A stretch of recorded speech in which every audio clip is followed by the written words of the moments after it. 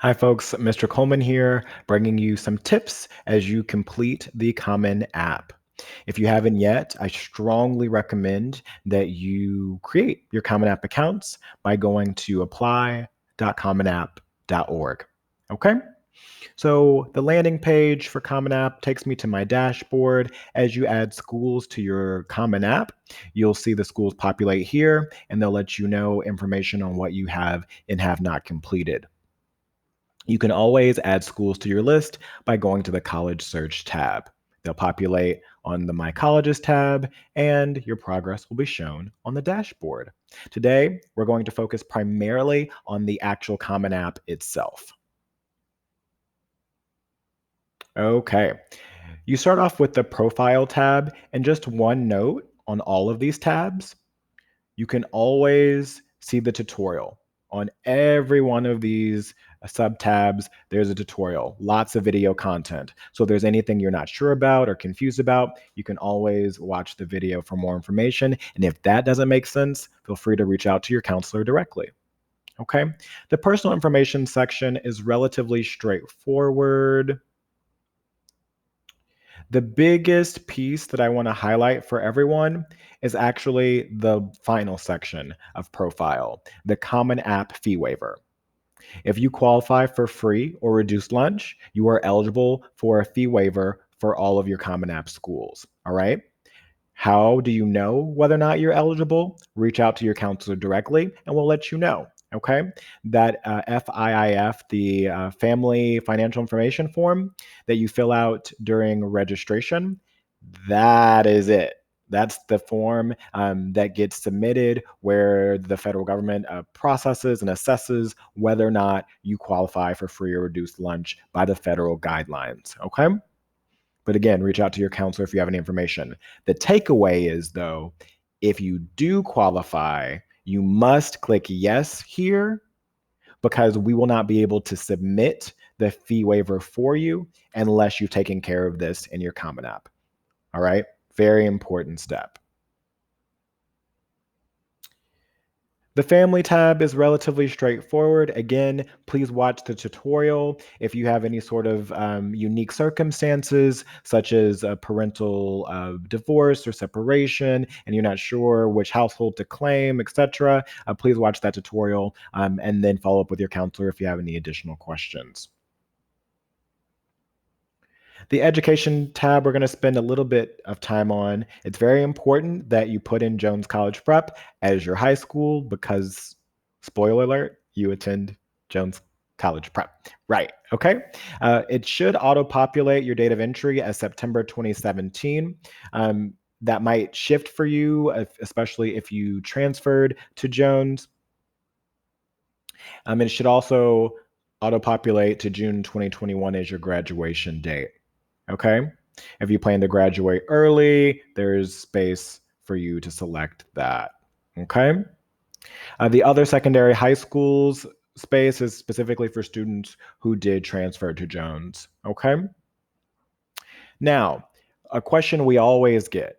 How do I notate my dual credit, dual enrollment courses? You actually want to go to the colleges and universities tab. And you'll put in the school. Was it a city college or are we talking about the Loyola program? Okay. And then you can always select it's dual enrollment of some kind, whether or not you did it during the summer, and if the credit's been awarded. Okay.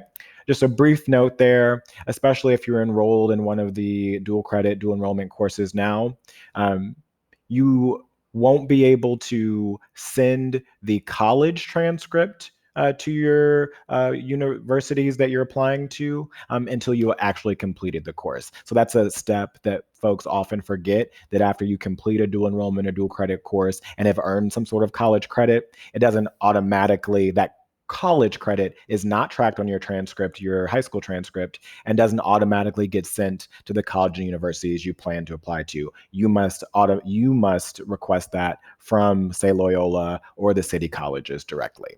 Okay. The grades tabs, a few things we want to highlight. Many people ask how many students approximately are in the senior class. The answer is 477. Please note, we do not have class rank. We have never ranked you. We do not rank, but especially because at the top end with our higher GPAs, they're all so close that the class rank would not be a reasonable way in which to communicate your academic performance. So we don't. When it comes to GPA scale, this is also a little confusing for folks. We always use 4.0. So if you're talking about your unweighted GPA, it's on a 4.0 scale. If you're talking about your weighted GPA, even though it can be higher than 4 point, we still use the 4.0 scale because technically your classes are always a mix of honors, regular, and AP level courses. So 4.0 is always used. We often get the question, which GPA should I use? My unweighted GPA that doesn't take into account the honors, AP course rigor, or my weighted GPA that does? We always suggest you choose what's higher. Okay. For the overwhelming majority of you, your weighted GPA is going to be what's higher because it takes into account the boost that honors and AP level coursework gives you. If you transferred into Jones, especially from a school that didn't have AP or honors level coursework, your unweighted GPA might be higher. So you can use that. In the end, it doesn't really matter because the transcript that your counselor sends to your colleges and universities has both your weighted and unweighted GPA. So your colleges will have access to all of the options. You'll put in your current courses. That's relatively straightforward.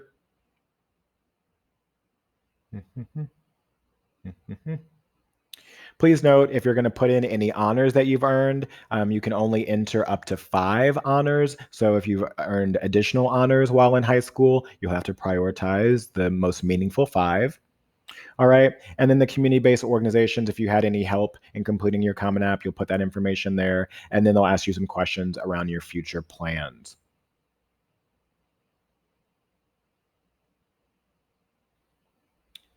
Then on the testing tab, this is where you would put in information.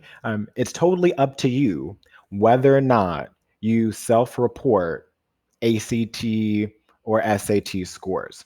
All right. You don't necessarily have to put them in your Common App. Okay. No matter what you put in your Common App, you still must request from either College Board for SAT or from the ACT website for ACT, you must request that they send your score reports directly to the colleges that you're applying to.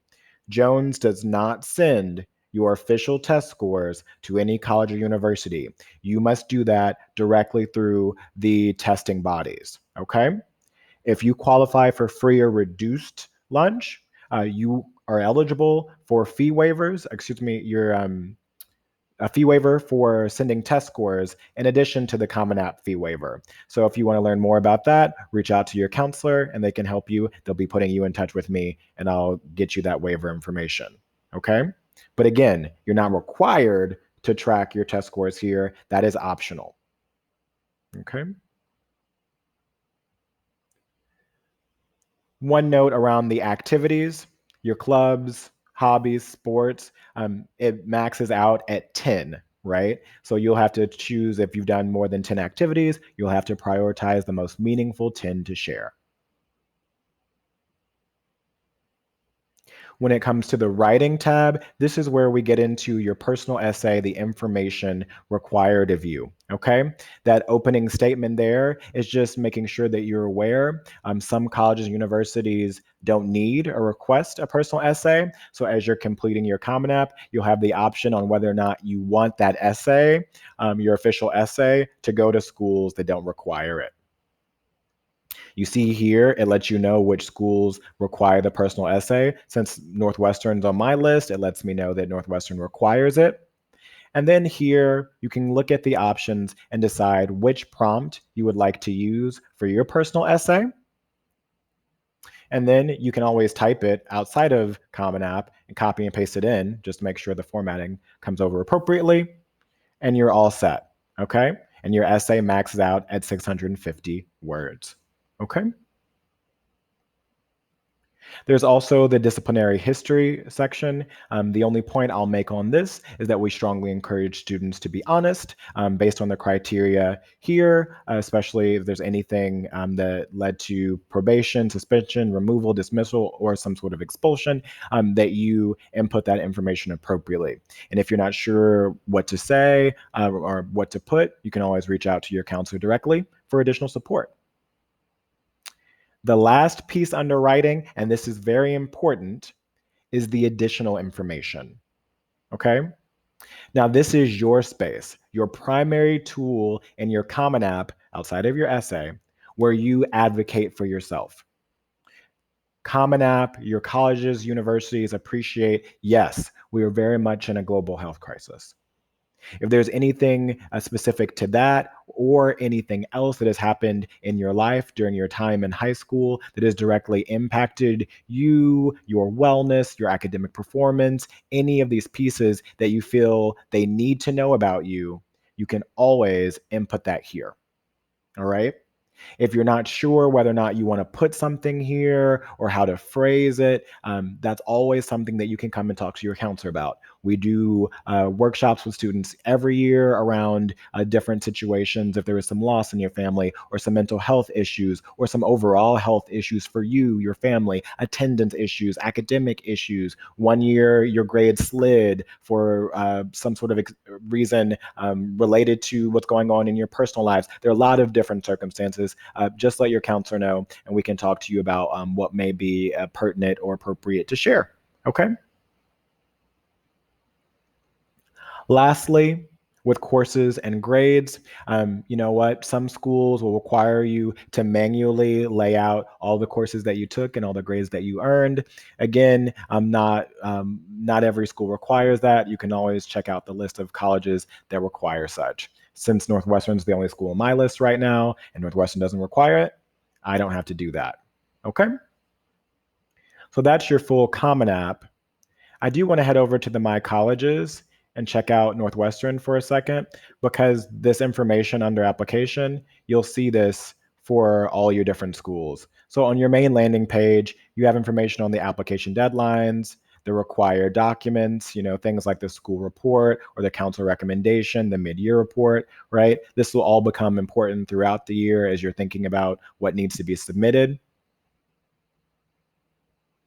There are also the questions, and different colleges and universities have different questions for you, okay?